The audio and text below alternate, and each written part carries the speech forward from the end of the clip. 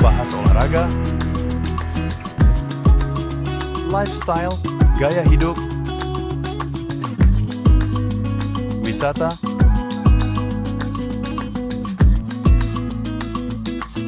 budaya,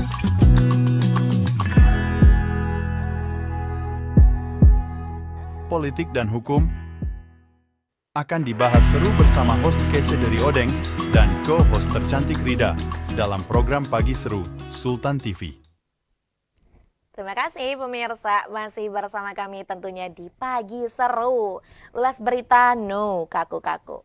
Selanjutnya pemirsa, kita akan terbang ke luar negeri karena ini ada berita bencana yang lagi-lagi terjadi. Nah, ini longsor maut kubur puluhan orang hidup-hidup dan dilaporkan 10 orang tewas yang terjadi di wilayah Tenggara Brazil. Nah, ini dilansir dari CNBC juga pemirsa, sebanyak 10 orang tewas akibat tanah longsor yang disebabkan oleh hujan deras di wilayah Tenggara Brazil pada hari Minggu 12 Januari 2025 waktu setempat. Mengutip dari sumber AFP, 9 orang tewas di kota IPA 3 setelah hujan turun secara deras dalam kurun waktu 1 jam sejak Sabtu malam. Dan saat ini juga petugas pemadam kebakaran sempat mengevakuasi jenazah dari reruntuhan rumah yang hancur akibat longsor yang ada. Nah, ini pemirsa bisa melihat potret dari bagaimana evakuasi yang dilakukan oleh tim penyelamat dari Brazil itu sendiri. Dan ini juga kalau kita lihat ya, memang wilayah yang paling terdampak sangat berat ini adalah di kota Ipatinga dan Santana do Paraíso. Dan ini juga akhirnya meruntuhkan sejumlah rumah yang ada. Nah, ini menyusul bencana itu, akhirnya pemerintah setempat mengumumkan keadaan darurat yang berlaku selama 6 bulan. Upaya penyelamatan melibatkan 67 tentara dan 16 unit peralatan milik Damkar dan juga polisi militer yang ada. Kita juga tahu ya pemirsa, biasanya di bulan Desember kemudian juga masuk ke awal Januari gitu kan ya. Ini secara cuaca juga bukan hanya di Indonesia saja namun juga di luar negeri ini kan berubah-ubah. Nah, apalagi kalau berkaitan dengan curah hujan yang semakin tinggi, selain banjir gitu kan ya, dataran-dataran tinggi yang memang banyak sekali pohon-pohon, kemudian juga tanahnya yang seperti ada di layar ini ya pemirsa, ini juga bisa menyebabkan longsor. Nah, lagi dan lagi ini juga imbauan untuk kita semua gitu kan ya. Kita tidak pernah tahu bagaimana, kapan, kemudian juga di mana bencana tersebut akan terjadi. Namun, perlunya pendidikan mitigasi bencana ini dapat kita miliki gitu ya. Ini agar juga meminimalisasi kerusakan-kerusakan atau bahkan kerugian, entah itu korban jiwa ataupun tadi ya kekayaan-kekayaan yang ada.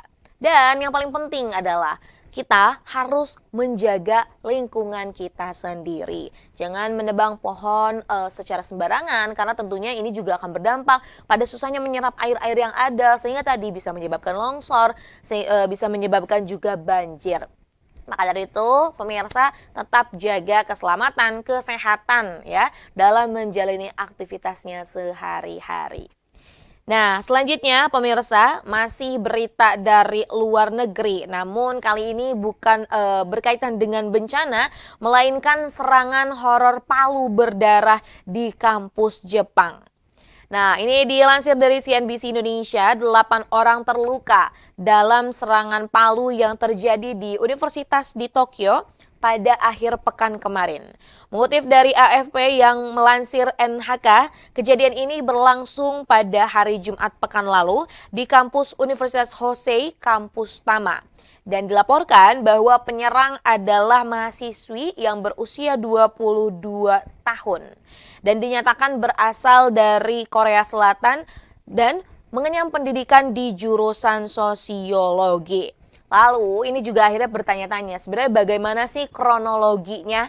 Mengutip dari TV Asahi, kejadian terjadi dalam kelas dan saksi mata ini mengatakan penyerang mengayunkan palu tanpa tujuan dan mengenai mahasiswa yang duduk di barisan paling belakang ruang kelas.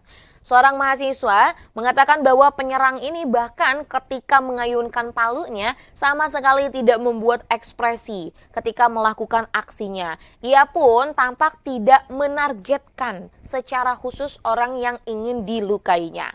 Nah, ini memang suasananya juga cukup mencekam karena semua orang panik dan polisi sendiri mengaku menerima panggilan darurat pada pukul 15.45 sore. Beruntung, memang korban hanya mengalami luka ringan karena dipukul secara beruntun. Ini rekaman langsung juga disiarkan oleh NHK menunjukkan barisan keadaan darurat dengan lampu yang menyala-nyala di kampus di distrik pinggiran kota Machida di ibu kota Jepang tersebut. Nah, sebenarnya ketika ditelusuri apa sih motif dari pelaku melakukan aksi tersebut. Nah, usut punya usut, katanya nih pelaku tersebut yang merupakan wanita berusia 22 tahun merasa frustasi karena mendapatkan perundungan dan juga pembulian. Beberapa bentuk diskriminasi dilaporkan memang dialami warga Korea di Jepang karena masa lalu yang pahit antara kedua negara, termasuk kisah penjajahan Jepang di semenanjung Korea yang berakhir pada tahun 1945. Mohon maaf pemirsa. Dan Universitas Hosei didirikan pada tahun 1880 sebagai sekolah hukum dan memiliki 15 fakultas. Nah, kalau kita lihat memang kekerasan di Jepang ini jarang terjadi. Namun, akhir-akhir ini juga banyak kejadian-kejadian yang terjadi terkait dengan kekerasan ya pemirsa.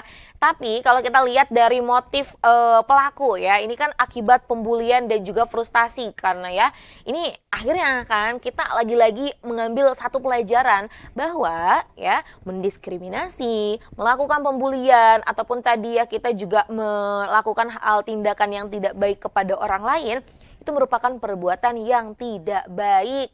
Ya ibarat katanya gini lah pemirsa, ini juga menjadi satu ibaratnya gambaran. Ketika kita tidak ingin mendapatkan perilaku buruk gitu kan ya kita juga jangan melakukan hal buruk kepada orang lain. Apalagi saat ini tingkat mental maksudnya kondisi mental seseorang itu kan pasti berbeda-beda. Jadi jangan pernah menyepelekan bagaimana kondisi mental seseorang sehingga gitu kan ya kita ini merasa layak ketika melakukan hal-hal tidak baik kepada seseorang. Ya tentunya tadi kalau sudah sampai titik frustasi, depresi gitu kan ya, apapun bisa dilakukan. Ya mungkin yang sering kita lihat mencoba untuk melakukan bunuh diri. Namun ketika untuk melukai orang lain itu kan akan menjadi bahaya dan juga menjadi satu kejahatan yang besar lagi. Maka dari itu lagi diingatkan bahwa jangan mentoleransi perilaku bully, kemudian juga perilaku kejahatan-kejahatan yang ada. Pemirsa, kita akan kembali sesaat lagi dengan berita yang lain. Maka dari itu, jangan kemana-mana, tetap bersama kami di Pagi Seru. Membahas olahraga, lifestyle, gaya hidup, wisata,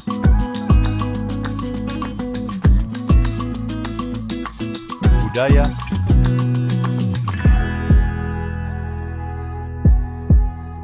politik dan hukum akan dibahas seru bersama host kece dari Odeng dan co-host tercantik Rida dalam program Pagi Seru Sultan TV.